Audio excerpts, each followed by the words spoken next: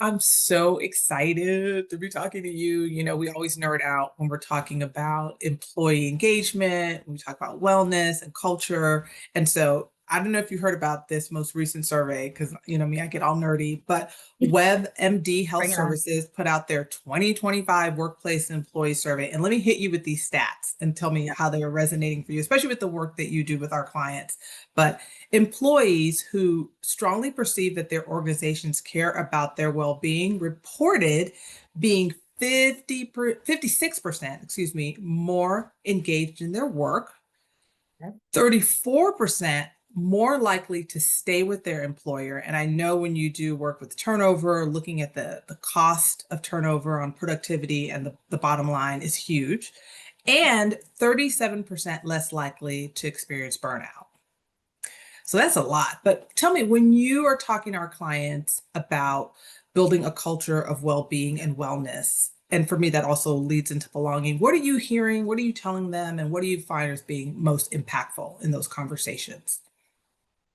Yeah, I mean, a couple of things. First of all, those stats do not surprise me at all. It's really reflected in what we see out there on the ground with our clients. Connection and feeling cared about is feels more important than ever these days. So I'm definitely backed up by the data. So again, not surprising there. I think that where I'm seeing culture struggling a lot right now is in the very understandable kind of frenzy of trying to manage budgets and respond to the external environment and keep their organizations viable and productive. Um, the proper attention is really not getting placed on that sense of connection and wellness. I mean, I think organizations try, they mean really well, but too often we might be targeting the wrong things or we're not thinking about wellness in a holistic enough way. Mm. And I think that's where we can really help kind of shift thinking in that regard. So, a couple of things that I talk to my clients about all the time is like, wellness isn't just about, allowing employees the time to step up, step away from their desk for 15 minutes at lunchtime to walk around the block and get fresh air. That's super important. And people need that. Absolutely. But it can't stop there, especially these days when people are going through all sorts of things on the personal front, things that they're seeing in the news that may be upsetting them, organizational stresses. We got to think about the whole person and what that whole Mhm. person needs. And so, lots of different ways we can do that. But, that's kind of where the conversation has been starting, Mhm. if that makes sense. It totally does. And when I think about wellness, and I get really deep into this just on my own personal life, I think of it as fueling your body, Hmm. really, and engaging your mind and just nurturing your spirit. Like you have to feel whole. And to your point of all of these external factors impacting just how we're showing up at work every Yeah. day is really important to think about as an organization, how you address it. I Yeah. know one of the things that I've talked to you about in the past, there's, me, I got a model and a framework for everything. And we always pull pieces to really do our work with clients as well. But this 8 dimensions of wellness framework, Hmm. there's 8 dimensions, but I feel like when I do my work with clients on culture transformation and belonging, there are a few that really stand out. That physical, really that sort of, can I get up and move? Do I feel comfortable? Hmm. All those things are important. The emotional well-being Yes. as well is so important. Financial, and you do this work a Hmm. lot when you do your compensation studies and looking at the market and how people are paid, that sort of whole person dynamic. You talked about this too just a second ago, social community. How are we connecting? How are we connecting with our colleagues and peers and also in the community around us, especially if we have mission or purpose-driven work where we're engaging in the community? Do we feel connected? And then environmental, like what are the Hmm. ways that we can contribute to the physical workspace that we are, whether it's an ergonomically correct keyboard, good lighting, accessibility. If I need, bigger font, me and my visual issues, needing a bigger font, needing a reader or something, whatever that Yeah, is. And absolutely. so, yeah, so when you think about that and alignment with that organizational identity and the work that you do with clients, what is that? How does it take shape? Because it's always good to sort of be theoretical, but what are some of the practical things that you are talking to your clients about in terms of creating this wellness and well-being and belonging culture? such a great question. And so right now it's my turn to geek out. So thanks for that. Here's I think a really good example. I'm glad you mentioned kind of financial wellness as being part of the picture, right? Because so many people, struggle with that every day. And then certainly in the DC area these days and all across the country, right? Probably more so than ever right now. Um, a lot of organizations feel limited in what they can, understandably, right, from a budget standpoint, right? There's a lot of organizations where salary increases and promotions and bonuses and things like that are nowhere on the table, right? But the need for financial wellness and that sense of financial wellness on the part of the employees is still really important. It's no less important. It's probably more important than ever. And so rather than shy away from the topic and just say, look, we can't give increases right now, so we're just not even gonna talk about compensation, a really Mhm, wonderful thing an employer can do is like go out there and do that market study, right? Find mhm, out what the market is paying folks. And the message you can send to your people is we may not be in the position now to mhm, do anything with that information, but mhm, things are going to change. Situation will get better at some point, and we want to know where we stand. We want to make sure that when that happens, we're still competitive and we're mhm, going to still look out for your financial well-being. And so you're not mhm, making any promises, you're not doing anything that stretches your budget too thin right now, but you're mhm, sending the message that you know that this is important to people and that you're willing to invest the energy in positioning yourself as an organization to be there when it matters, right? And when it's possible to make sure that people are feeling, fairly compensated. Very mhm. similar thing with professional development.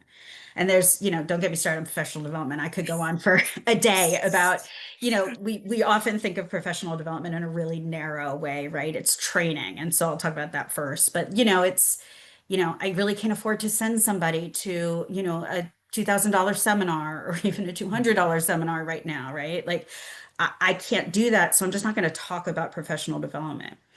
But we as individuals like have a need, right, to learn and to grow and to feel Yeah. like we are kind of expanding our worlds a little Mhm, bit.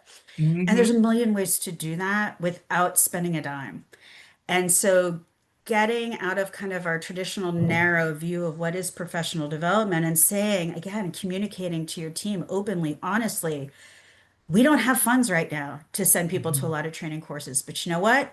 We have a lot of incredibly smart individuals who work for this organization. We're going to mhm, tap their expertise and we're going to do a lunch and learn series. So you can learn from mhm, your peers.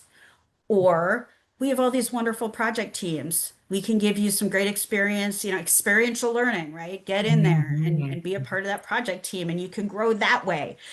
There's a million ways to do it. Do a book club. There's, that still feeds people's need to mhm, grow and to be intellectually stimulated. We don't have to mhm, abandon these things just because, times are tight. And so we really work with our clients to try to help them still be there in all those different ways for their employees, mhm. even when the circumstances aren't fantastic. Yeah, that is so awesome because what you're talking about and what we definitely talk to our clients about, in all of the work that we do at Brighter Strategy is about intention, right? Organizations should have goals that are really aligned with employee growth, whether that is professional and well-being, which is personal, right? Yes. So, just picking up on the conversation. So whether that's as a team, let's do I want to do a biggest sleepers contest at Brighter Strategies. Who's getting their 8 hours? Like stuff like that, like let's create some fun competition around it. I think I said Yes. 1,000 steps till Christmas, or let's get out there and do something in the community for a fundraiser. Let's walk the fastest for food insecurity or affordable housing or whatever our local community partners are that are trying to make a difference in our communities. But really, this idea of having a plan, making sure you're checking in with your Yes. employees on what their needs are. So whether that's a pulse check survey, all hands meetings, we have a wonderful employee engagement survey that's really looking at the holistic engagement of an employee. So talk to me about that. What are you seeing with your clients that you work with in terms of sort of benchmarking, engaging? Where are people? What do they need? And not I'm making it up in a managing meeting, directors meeting by myself, right? What are you doing with folks? That's a great question. So I remember back a while ago, I won't say a number of years, when I was when I was starting out in my career, and I read about a survey done by the Gallup organization. I mean, this was a while ago now, but it's so funny how relevant it still is. And what that survey did was it surveyed workers and said, hey, what are the things that are most important to you? And then they surveyed the managers of those people, and they said, what do you think the employees said? What do you think is most important to your employees? And they Mhm. were so off. And that has stayed with me for decades. Because I mean, again, like current research supports it as well, that this is still the case, that no Mhm. matter how well intentioned we are and how, much time and energy we focus on building relationships with our team, which are all Mhm. important things to do, we're Mhm. still not going to know exactly what they need and exactly how we feel unless we ask them. And we can't Mhm. just ask them. We need to create an environment where they feel like they can be really honest and really forthcoming Mhm. and be safe to do that. Because what matters most is the quality of the data that we're getting. It doesn't do us any Mhm. good if we ask the question and people aren't giving us full, complete, honest answers. It doesn't help us run our organizations any better. So we want to create an environment. And again, the employee survey is a beautiful way to do this, is you create this kind of anonymous way that somebody has the opportunity to really let you know how they truly feel about their employment Mhm. experience. You're not guessing anymore. And if you're asking the right questions and you're asking them in the right way, and then most importantly, you're doing something with the information that you get, and you're not just sitting on the data, but you're actually taking action to improve your organization and respond. Mhm. I think that's the absolute best way Yeah. to tackle that. And the only other thing I'll say about that is to remember that people's wants and needs and perceptions change over time. And so surveys, pulse checks, whatever you want to call them, that checking in and really hearing directly from your employees, it can't be a one and done. Mhm. It changes with the external environment, it changes with the time of your life, it changes with your own personal situation for a variety of reasons. And so we want to make sure that we are at some regularity, right? Whether it's Mhm. annually or every 2 years, that Mhm. we are keeping our finger on the pulse and we're not just thinking, well, I asked once, so I know what's important, because it will change for folks over time and it will be different for everyone in your organization. So, again, it's just not something you can guess. You have to ask. Oh my gosh, I love that. And this idea, you hear me talk about empowering leaders, and leaders are the key. Like we have to make sure that they are leading in wellness and well-being and Yes. belonging. This idea of self-care, you got to take care of yourself. You have to encourage and model that you're doing that yourself. If I'm emailing my team at 5 a.m. on Saturday morning because I'm inspired, that is not really promoting their ability to check out and do downtime. That's why I love that schedule send. Yes. It's good. I've got the information, but I'm not forcing you to do it. But really encouraging your team members to take that time off, celebrate when they Yeah. travel and have a good time. Share your own stories as a leader of self-care and wellness. I think it's so important to really create that intention and really create that culture of psychological safety and well-being, which is so important. So, Yeah. what were you going to Couldn't say? agree I know more. you got Yeah, excited. I had something I just wanted to chime in on, because I mean it's really just piggybacking off of what you said, but it just really struck me when you said that, don't send people emails at all. Like, I'm guilty, right? I've done it myself, and I've been that person who said, you don't have to respond, right? I'm just doing it because I'm sitting at my desk. I need to get my stuff done, but that doesn't mean I'm expecting anything from you.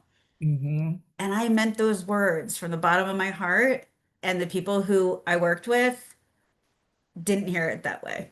No matter how Hmm. much I meant it, when that message popped up in their inbox, they felt like they had to give it attention or they had to answer it. And this is what the beauty is of the schedule send, because we didn't have back in the day, we did not have that tool available to us. We do now. And so even though sometimes I forget to click it and I get mad at myself because I actually accidentally said something on off hours, if we can try to condition ourselves, if we feel like we must do that, we have to be really thoughtful about even if we're sending the right messages, Hmm. those aren't always perceived the way we want them to be. And so even if we're Hmm. saying all the right things, like, if there are things we can do, change our behaviors to make it, less of a pressure environment for our folks, Hmm. I think we should try to do that as much as possible. Life's stressful Absolutely. enough right now. Literally.